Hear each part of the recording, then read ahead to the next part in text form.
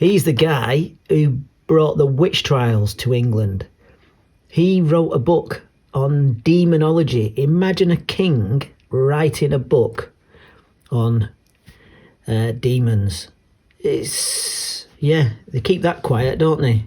Finally, it happened to me. There is no colour like it, is there? And this is what I can see in the hole. Oh, God! Is that a Bronze Age spear? Oh, my God! I'm shaking! Lancashire. Lancashire, everybody. Oh, I've not seen one like that before. I've lost count of all the 40 now.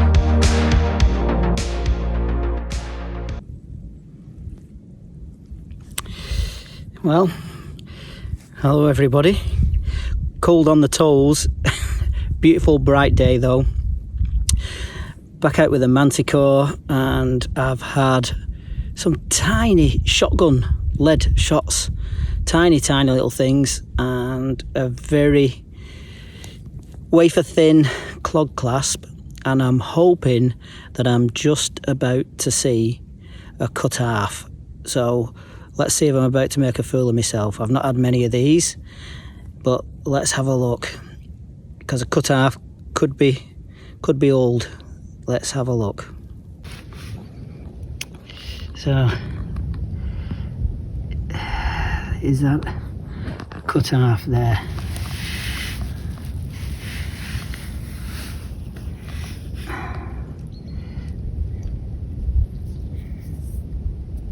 Oh, I don't think it is it? I'm looking through the camera lens. Might be broken rather than cut, but I think that's a possibility. Let's see what this is. Oop. So, where have you gone? There. Oop. Just in the grass. Is anything going to come out of this, or is it just a piece of tat?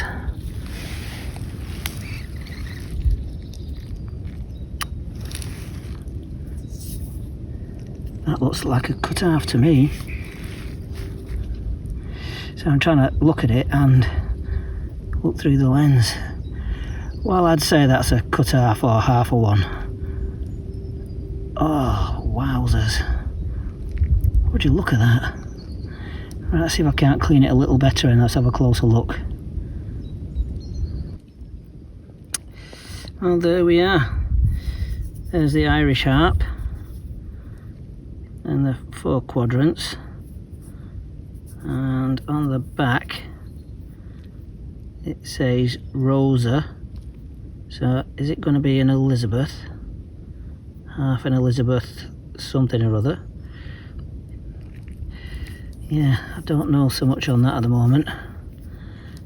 See whether we can't find out. I think it's Elizabeth.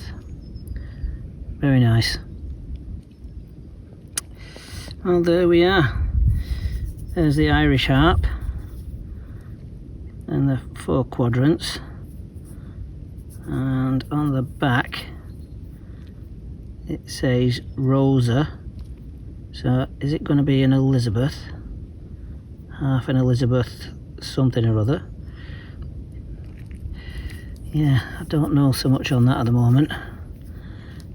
See whether we can't find out. I think it's Elizabeth. Very nice.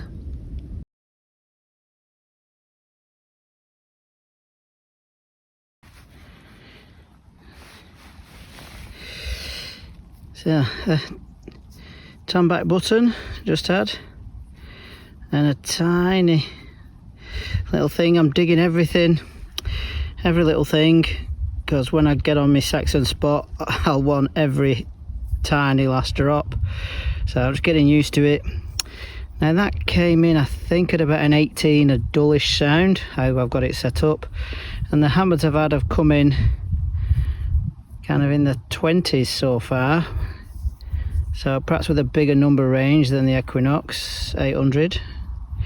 Might have easier identification, but I'm digging everything, including all the foil, just, you know, getting used to this Manticore. This was an 8 on the Manticore. Very low number. I thought it was going to be foil. It's incredibly thin. I don't think there's anything on that side. So there's a hole there where it's broke, and there. It looks like the top of a buckle, doesn't it? But is there a design on that side? Oh, just the way it's worn. There might be. You can see some kind of lines there. Oops. Yeah, clean that back at base. See if anything comes off it. Yeah, but it's a lovely round shape, but that's a bit irregular. So, yeah.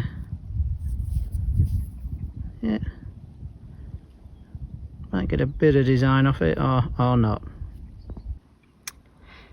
So this was a 12 on the Manticore. I think that's a bit of medieval pot or plate. So it's showing you the age of the site. Church bells, 1 o'clock and all's well. So that bit of lead was a 10 signal.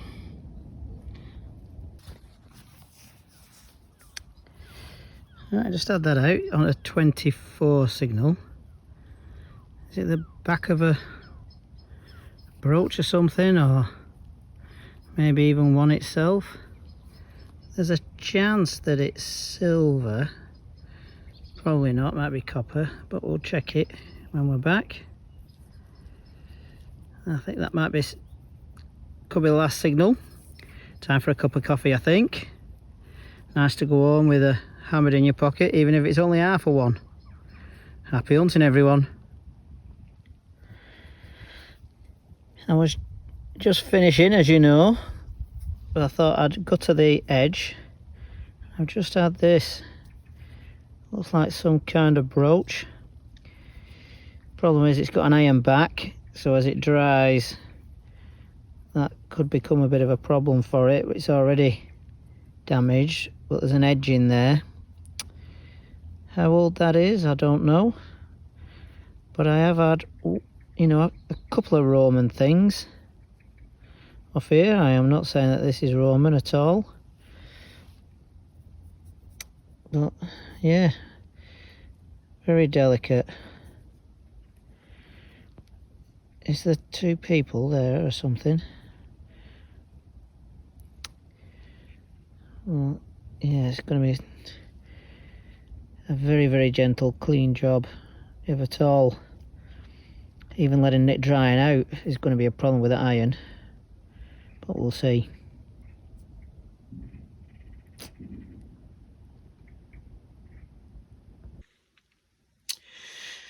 Yeah, well, it is daylight here in northern England, but as you can see, the camera's got the light on because it's not exactly bright out there. It is early in the morning, but this is a great book for identifying coins of England.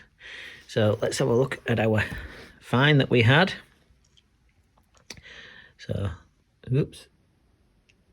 So that's our find, and you know, with a tip off from a friend, I do believe it is half of a James I of Britain, who was James IV of Scotland. I do believe it's half of a half groat. So a groat is 4p, nothing more medieval than groat. So a half groat is 2p. So there's the 2 for 2p, and this is half of that. So whether it's broken and there's another half somewhere, or whether it was broken in two for someone to have a penny. And there is the back. So just missing the 2. So that could be, it could be why it was cut. But yeah, so I've got the bottom of his beard on the coin. So half groat, first bust, 2 behind head. Thistle, I thought it might be a pomegranate or something at the top, but it's a thistle. So the Thistle of Scotland on the British coin. So that's the thing, was it? So this guy came down from Scotland after Elizabeth I. So with being English, you know, in the modern world, you have to put up with a lot of whinging from the Scots, the Irish, other countries about how, you know, badly they were treated. But if you look at your history, Edward I, basically what happened is the Scots were repeatedly invading England, repeatedly, for hundreds of years, and the English got their act together and went in and took over. The Irish were plundering across the Irish Sea. Again, English got together. So it's kind of the winner's curse, if you like. And here's a thought for all those, you know, whinging Scots and Irish.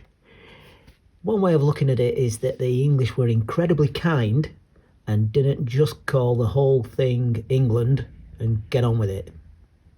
Just an idea.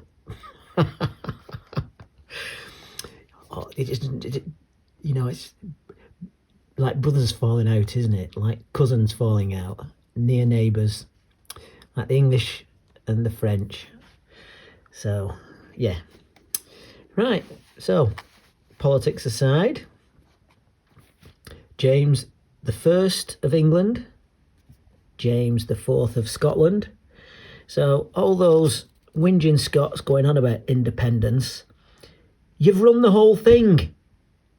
Loads of prime ministers have been Scottish. Yeah, kings have been Scottish. Quit whining. I almost forgot. Thank you very much, Scottish James IV, or James I. He's the guy who brought the witch trials to England. He wrote a book on demonology. Imagine a king writing a book on demons.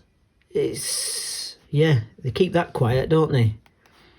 So, yeah, was he, did he believe in witches, or was it a bit of an excuse to get rid of a few of his rivals? Was it? You never quite unravel history, do you? Happy hunting out there, everybody.